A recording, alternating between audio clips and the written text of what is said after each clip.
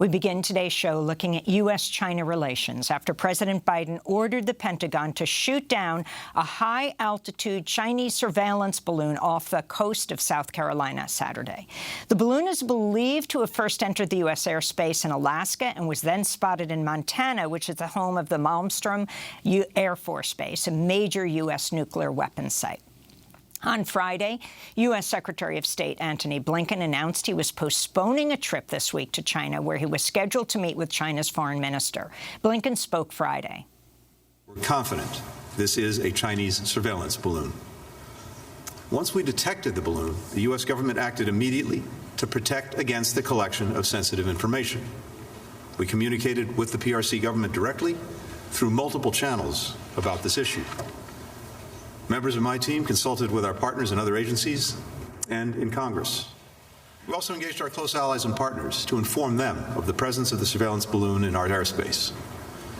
We concluded that conditions were not conducive for a constructive visit at this time. China has criticized the U.S. for shooting down what Beijing has described as a civilian airship. On Friday, a spokesperson for the Chinese Foreign Ministry said, quote, "The Chinese side regrets the unintended entry of the airship into U.S. airspace. It's a civilian airship used for research, mainly meteorological purposes. The airship deviated far from its planned course," he said. U.S. divers are now searching the waters off the coast of South Carolina for remnants of the downed balloon to learn more about its mission. A second Chinese balloon has been spotted in Latin America. It's widely known that the U.S. and China have been conducting surveillance on each other for years, using satellites, hacking, spies, and other means. Over the weekend, Republican lawmakers blasted President Biden for allowing the balloon to fly across the United States. But the Pentagon has revealed Chinese balloons also entered the continental United States at least 3 times during the Trump administration, as well as once before under Biden. This all comes just days after the Philippines agreed to allow the U.S. military to expand its military footprint in the former U.S. colony as part of Washington's efforts to counter China. We're joined now by Nicholas Bequelin. He is a visiting fellow at Yale Law School's Paul Tsai China Center, previously worked at Amnesty International and Human Rights Watch. We welcome you to Democracy Now! Nicholas Bequelin, if you could start off by just going through what happened this weekend, both the downing of the surveillance satellite, which is, I think, believed to be about 3 buses long, and also Blinken deciding to cancel his meeting in Beijing with President Xi. That's right. So I think that the U.S.-China relation is really at the lowest point we've seen in decades. What started as an incident over a surveillance balloon really has turned into a much bigger issue on the world's geopolitical stage. The balloon was spotted by the U.S. military, which is something that you expect. Countries spy on each other. But the question we have to ask ourselves is, why did the U.S. decide to make it public? And in making it public, basically seal the fate of that rekindling of the U.S.-China relationship with a visit by Secretary of State Blinken to China, where he would be meeting with President Xi Jinping ahead and preparing the ground for a meeting between President Biden and President Xi Jinping. So I think once the issue of the spy balloon was in the public eye, it was just a matter of time before, the war of words between the two countries escalated, that the polarization in the U.S. discourse towards China was reignited, and that ultimately the balloon was going to be shot down. So the real question here is, why do we have this sort of public theater over the spying activities of China, which are, very long? There's a very long history of it. And of course, the U.S. also spies on China, although we have to admit one country is a democracy, the other is a one-party dictatorship. But nonetheless, on the international stage, countries do spy on each other. And the question we have to ask ourselves is, what is gained from rekindling of the U.S.-China relationship? Is it making Americans safer? Is it making the world safer? Is it going to help us tackle climate change or technology or rekindle economic growth? I don't think that there has been much thinking about this. And this inflection point is, I think, very worrying for the future of the relationship and for the future of global politics. I mean, it's clear what happened was, I mean, the satellite balloon came in through the Aleutian Islands, Alaska, went down through Canada, came through, Idaho, Montana, made its way across the country. Normally, as you said, this has happened before again and again and again, mainly under, the Republican administration of Trump, but people didn't see it with their naked eye. Biden had to respond because in Montana, in Billings, they were taking pictures of it. But the question is, why do you hold a summit like the one between Blinken and President Xi? Is it during just peaceful times, or is it during times of great conflict where you want to resolve something? So what about Blinken, and of course that would be at the behest of President Biden, canceling a meeting at this critical juncture? Well, I think that the U.S. policy predating this incident has been to contain China, to take all sorts of measures, diplomatic, military, intelligence, in order to prevent the rise of what is seen as a peer competitor of the United States. China is an autocratic regime. It has military ambitions. It wants to reshape the international order. The U.S. thinks that it has to stop this. It has clearly said that its ambition is to remain the only superpower, to remain number one. And of course, this is viewed, very dimly in Beijing.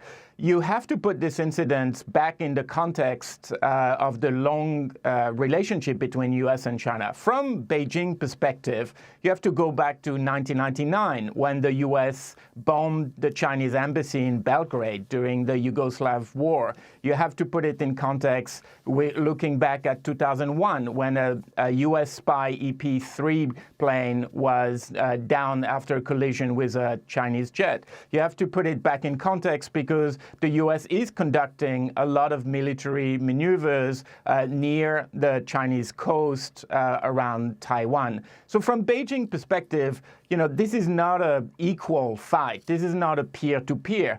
China is the challenger. China is the one who feels surrounded and bullied by the U.S. And they see this as sort of another step in that direction. And again, the question is, all right, if the U.S. really asserts its primacy in this way, if it's committed to remaining the only superpower and the top superpower, will all the problems in the world disappear?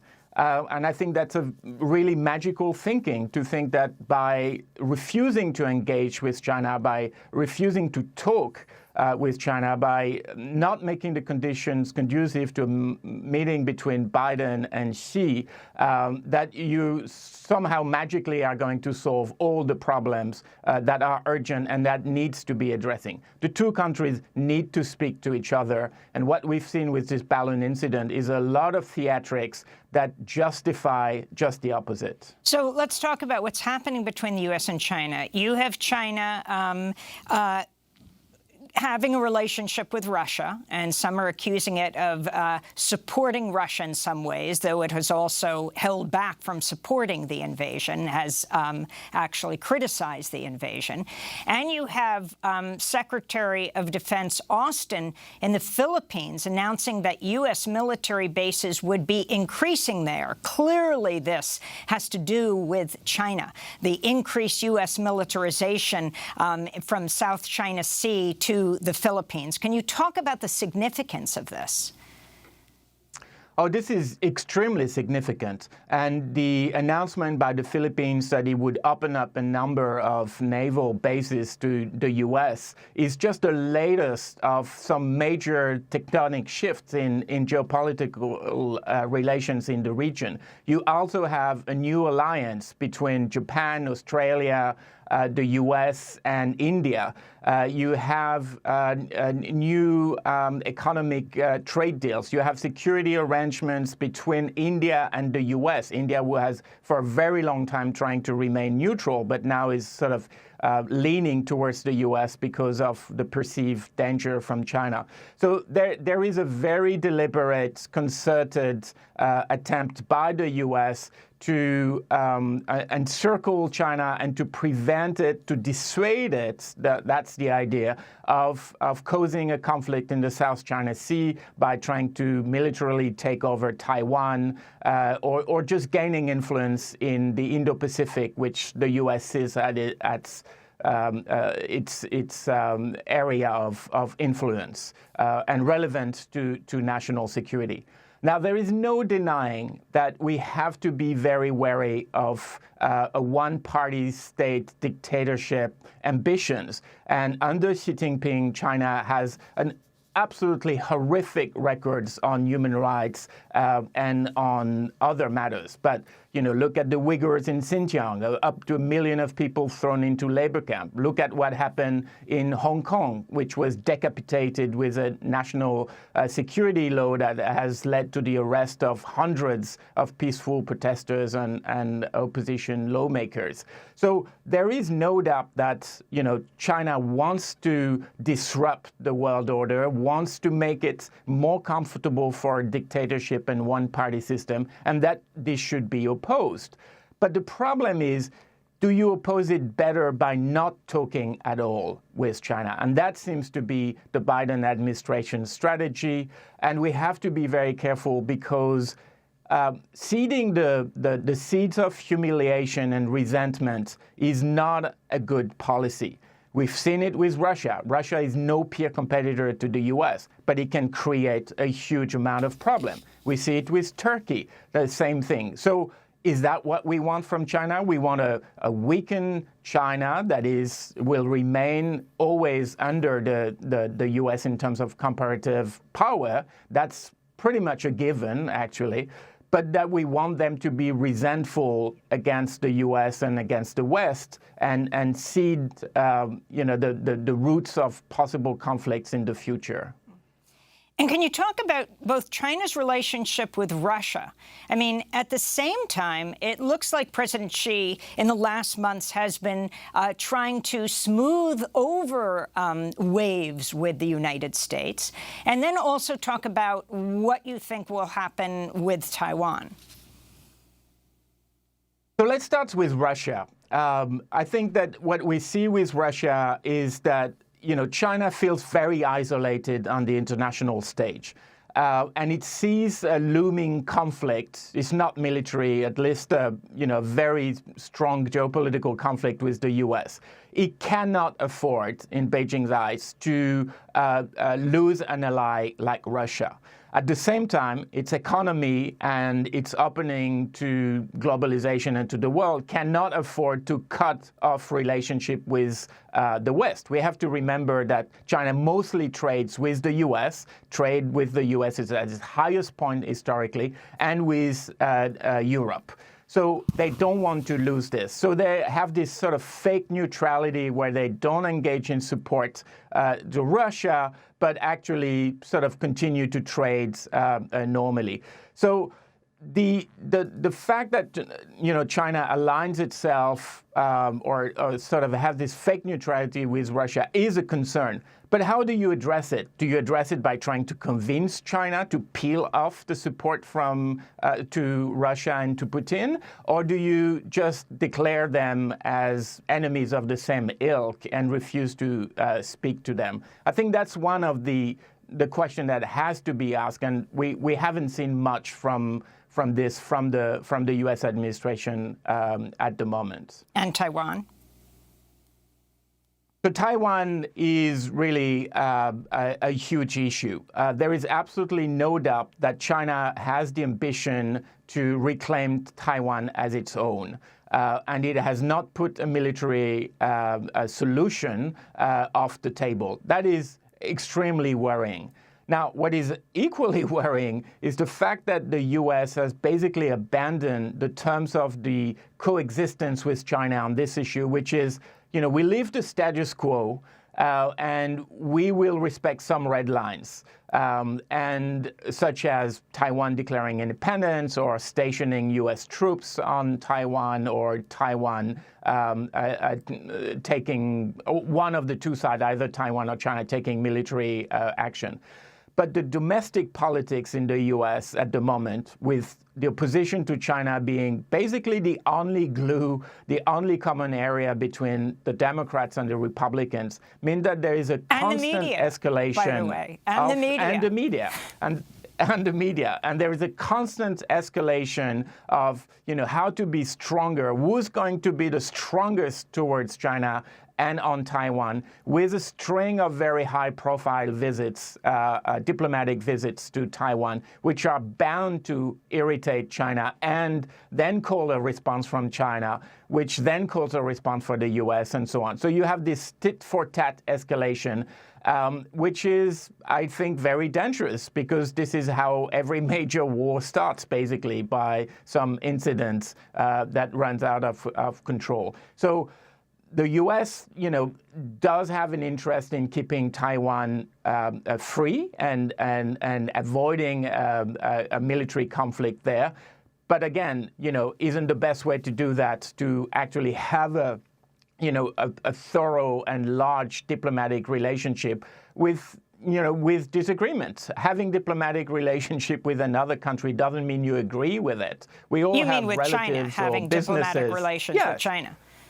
That's right. What's the obstacle to actually, talking? What we saw at the G7 in Indonesia a couple of months ago, when Xi and Biden met for the first time, was that immediately led to kind of a thaw in the relationship and sort of hope that things could be normalized and that there would be guardrails for the relationship and that the two countries would work to avoid misunderstanding that can spiral out into a conflict and possibly into a military conflict. This is off the table now. Blinken will not go to Beijing, which means there will be no preparation for a meeting between the two heads of states. And we are really at a very, very damaging inflection point in the U.S.-China relationship.